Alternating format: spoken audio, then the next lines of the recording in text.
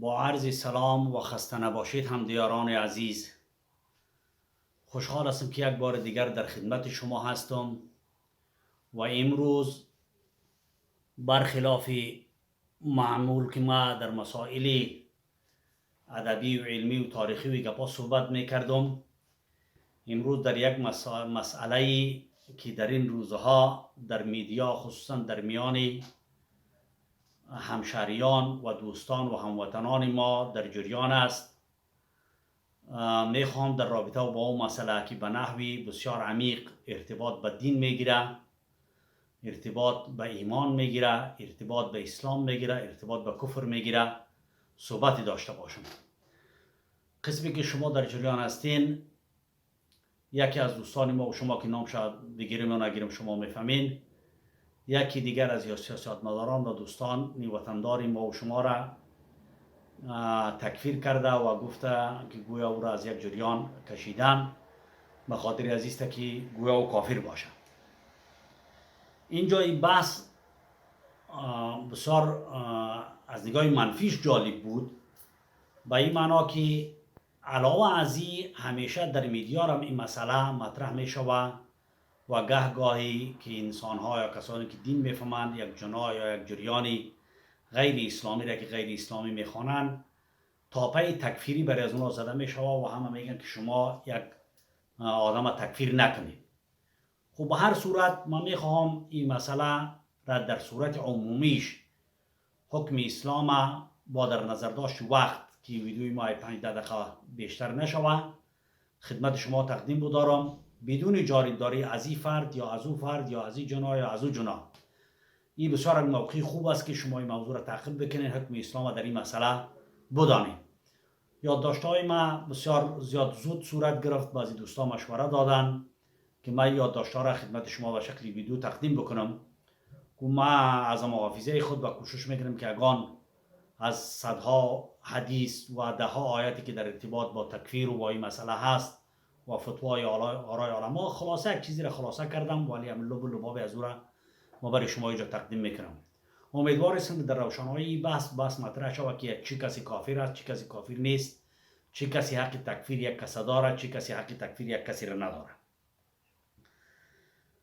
اول بحث هم است که ما در اسلام خصوصا از نگاه عقیدتی که در این را باید بدانیم که از نگاه عقیده مذاهب اهل سنت و الجماعت شافعی، مالکی، حنبلی و حنفی در مسئله اعتقادی اینها با هم فرقی ندارند.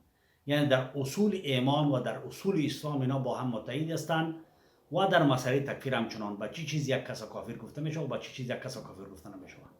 خب اینجا ما بیشتر زیاد امی نظریه علمای عقاید از ماتریدی را و مذهب حنفی را اینجا خدمت شما قرائت میکنم.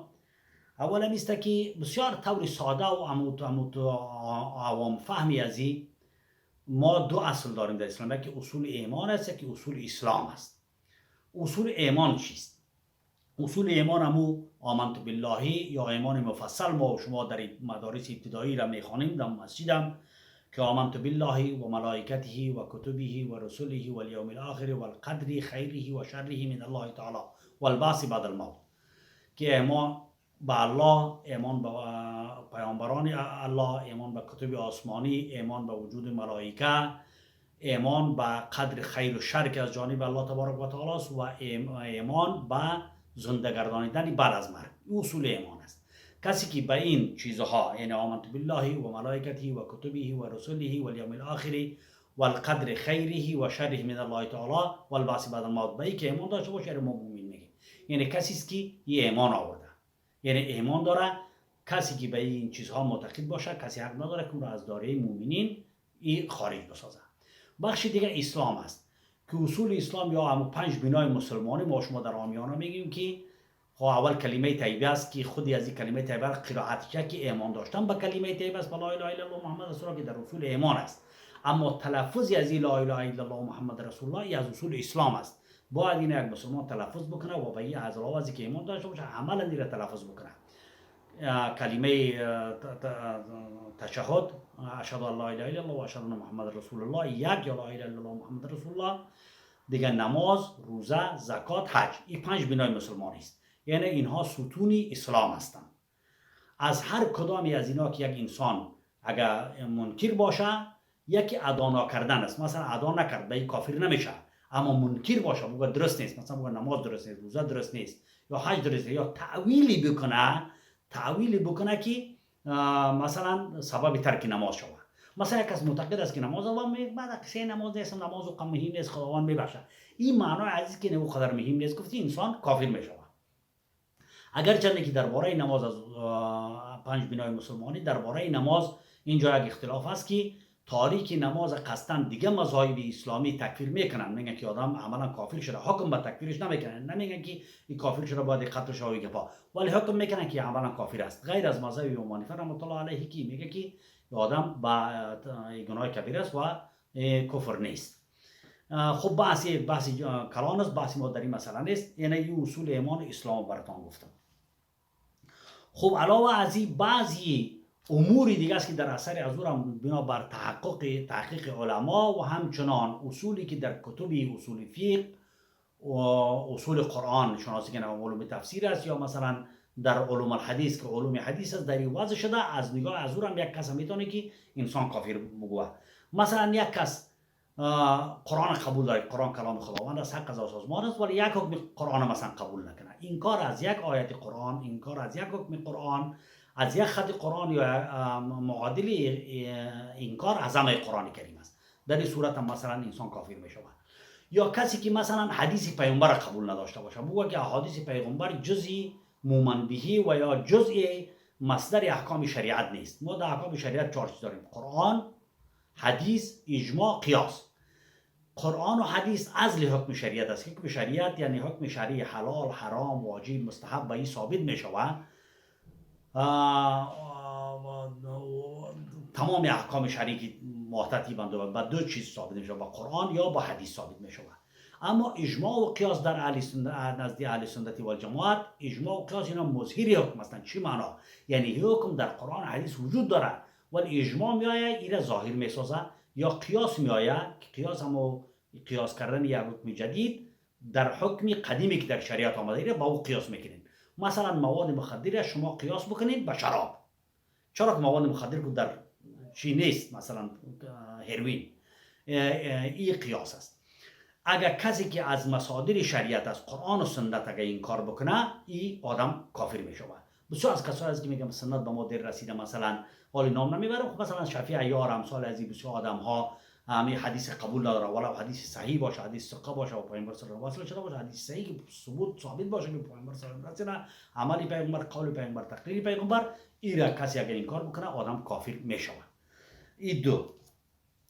اینجا یک بحث دیگه است که یکی تعویل است، یکی انکار است. یک کس مثلا آیات قرآن کریم عالم است، شروط علم البته باید داشته باشه، عالم است، مثلا مجتهد است یا در درجه اجتهاد منتسب رسیده، این آدم مثلا یک حکم قرآن کریم تعویل میکنه. مثلا تعویل چون یک تفسیری میکنه که ظاهر النص مثلا او را نمیگه، مثلا صراحت النص نباشه، اشارت النص، اقتضاء النص و دیگه آیاتی که به سلسله مراتب در اصول فقه است، مثلا اگر تعویل میکنه این ممکن نیست، میگه حکم خدا است ولی معناش تعویل میکنه، در این صورت هم کافر نمیشه، به شرطی که تعویل با معیارهای علمی که در اصول فقه، در اصول حدیث و در اصول قرآن ذکر شده با اون معیارها برابر باشه، که دانستن زبان عربی است، علم صرف است، علم نحو است، علم ناسخ است، علم منسوخ است، این چیزا را اگر تعویل میکنه کافر نمیشه. اما اگر منکر شو بگه حکم مطابق مثلا بگه که حکم قرآن مطابق عقل نیست، مثلا عقل را قبول نمیکنه، در این صورت انسان کافر میشه. یا کسی تعویلی بکنه که تعویل جاهلانه باشه، به زعم خودش علمیت نداره اما ظرفیت علمیش ایجاب نمیکنه، میاد یک حکم مثلا تعویل میکنه، در اون صورت هم آدم کافر میشه. چرا که حدیث پیامبر صلی الله علیه و آله من فسر القرآن برأیه فلیتبوأ مقعده من النار. و دیگه یک کفر بواح ما داریم. کفر بواح امیر میگه که یک حکم شرعی اسلامی را مثلا که ثابت است در قرآن، در حدیث، اگر حکم مبارک این معطل کنه و تحریم بکنه. کسی یک حرام قطعی را که در اسلام حرام است حلال بدانه، مثلا گوشت خنزیر، شراب، مثلا دروغ، مثلا ربا را، سود، نکاح محارم، زنا را، اینها را مثلا هر کس حلال بدانه کافر میشه. همچنان که یک حلال حرام بدانه، یعنی یک حکم مباح را این حرام بدانه. مثلا یک چیزی حلاله، مثلا گوشت گوسفند، مثلا خوردن چیز، بیاید در جامعه تحریم بکنی. مثلا تعلیم که حتی در چیزی فرض است، مثلا تعلیم از سری مردم بند بکنی. یعنی در این صورتی که یک حکم حلال خداوند بدون دلیل شرعی یا بدون تعویل علمی تو اگر ایره چی بکنی، در این صورت کافر میشه. و دیگه همین شروط ایمان یا مثلا یک کتاب های در این باره که گناه کبیره کدام است، علت تکفیر کدام است، از ابن تیمیه، از شیخ قرضاوی، از دیگه مذاهب بسیار سابقه در فقه حنفی اینا علمای حنفی وجود داره که با چه چیز آدم کافر بشه و چه چیز آدم کافر نمیشه. خب حالی آمدیم در اینجا که یک آدم یک کسی را تکفیر میکنه، میگه که فلانی کافر است، در صورتی که او جانب مقابل از همین اعمال که مثلا از آمنت بالله منکر نباشه، از نماز منکر نباشه، از روزه منکر نباشه، ولو که همین روزه و نماز و اینها را انجام هم نمیده باشه، منکر نباشه و علنا از این کار نکنه، اعلان نکنه و دلیل وجود نداشته باشه، تکفیر این انسان در اسلام این ناجایز است، نارواست و این غلط است. حالا گفته میشه که خواه یک کس آمد یک کسی را گفت که کافر بود. مثلا احمد گفت که محمود کافر است، حفیظ گفت که محفوظ کافر است، حفیظ گفت که لطیف کافر است. حکم همین چیز است. اینجا ما چند حدیث اینجا یادداشت کردم که براتان از متن حدیث میخوانم. پیامبر صلی الله علیه و آله میفرماید که لا یرمی الرجل رجلا بالفسوق ولا ترمیه بالکفر الا ارتدت علیه ان لم یکن صاحبه كذلك، رواه البخاری. میگه یک شخص میگه کسی را میگه نمیگه که فاسق است و کسی را نمیگه که کافر است، مگر اینکه امی کفر و این فسق و خود این انسان وجود میکنه، یعنی خود این انسان یا کافر میشه و کسی را کافر گفت یا فاسق میشه، در صورتی که جانب مقابل کافر یا فاسق نباشه، مگر اینکه شخصی گوینده ایگه به دلایل شرعی ثابت بسازه و جانب مقابل ایرا مثلا صراحت بده که من کافر هستم یا سندی بده که مثلا کافر است و بعد از او توبه نکنه. در دیگه حدیثی پیامبر صلی الله علیه و آله در بخاری روایت است که میگه من صلی صلاتنا و استقبل قبلتنا و اکل ذبیحتنا فذلك المسلم الذي له ذمة الله و ذمة رسوله فلا تحفظوا فی ذمته. میگه کسی که نماز ما را میخوانه، این دیدی که یک بار آدم نماز خواند، در صف نماز تا شد، وضو کرد، نماز خواند و طرف قبله اقتدا کرد و از ذبیحه ما را خورد، یعنی گوشتی را که ما حلال میکنیم او را خورد، میگه این یک مسلمان است که ذمه ازی، یعنی چی معنا؟ مالی ازی، سری ازی، ناموسی ازی، عرضی ازی، حیثیتی ازی، شخصیتی ازی در ذمه خداست و در ذمه پیغمبر است. یعنی چی معنا؟ که خدا و رسول این را ضمانت کرده، یعنی این را نگاه داشته، سرپوش سرش گذاشته. و پیامبر صلی الله علیه و آله میگه فلا تحفظوا فی ذمته، میگه شما در ذمه کسی که در ذمه خداوند است سری از او تجاوز نکنید، یعنی از او خیز نزنید، دورتر نروید. و دیگه حکم این دو حدیث خواندم و پیامبر صلی الله علیه و آله میگه که من کفر به این حدیث من جا داشت کنم که متن حدیث براتون بخوانم. متن حدیث که من قال لاخیه یا کافر فقط باع بها احدهما. میگه کسی به یک برادر مسلمان خود گفت که تو کافر هستی، میگه این کفر میگه به یکی از هر دو تا رجوع میکنه، یا امی کسی را که مخاطب است برای گفتش تو کافر است، یا او کافر است، یا این کسی که گفته خودش کافر میشه، در صورتی که او از همون شروطی را که ما در اول ذکر کردیم او شروط نباشه و او کفر با او از سر نزده باشه، از مومن بهی، از اصول اسلام، از یک فرض، از یک واجب منکر نباشه، در اون صورت یادم خودش کافر میشه. اینم حدیثی است که در منابع معتبر از جمله بخاری روایت شده. و دیگه اجماع اهل سنت و الجماعت چی معنا؟ اجماع چند قسم است، یکی اجماع صحابه است، یکی اجماع تابعین است، یکی اجماع تبع تابعین، یکی علمای امت است. همه از اینا اجماع به این دارن که در عدم عمود دلایلی را که ذکر کردیم تکفیر کردن هیچ مسلمان جایز نیست و کسی که تکفیر میکنه باید این عقوبت سرش از جانب سلطه یا دولت اسلامی چی کرده شود. و حکم دیگه یا اتفاق دیگه از علمای امت نیست که یک کس یک کار یا عملی را انجام داد که دلالت به این میکرد که آدم کافر است. اینجا هم علمای امت میگن که شما در کفر از اون تسریع نکنید، یعنی زود ایرا تکفیر نکنیم، ایرا خواسته شود، برش گفته شود، توضیح داده شود که تو این گپ چرا زدی، این عمل چرا انجام دادی، چرا اینطور شد. حتی حکومت اسلامی که یک نفری را که مثلا کاری کفری را یا میگه من مرتد شدم، او را میخواه، برش میگه توبه بکن، تا 3 روز برش وقت میده که او برای توبه کنه، بگم کاری من از جهت اشتباه بود یا غلط فهمی بود یا این گپا. 3 روز برش وقت داده میشه. حتی ظاهرا میگه که ما توبه کردیم و اشتباه ما شده، این دیگه تکفیر نمیشه و اون نجات مییابه. به این خاطر مسئله تکفیر کردن بسیار یک مسئله حساس و اساس است در اسلام که از این باید پرهیز کرده شود. خب اینجا سوال می شود که چرا بعضی از جماعات، بعضی از گروه ها، بعضی از نیمچه ملاها زود مردم تکفیر میکنن، باید گناه تکفیر میکنن.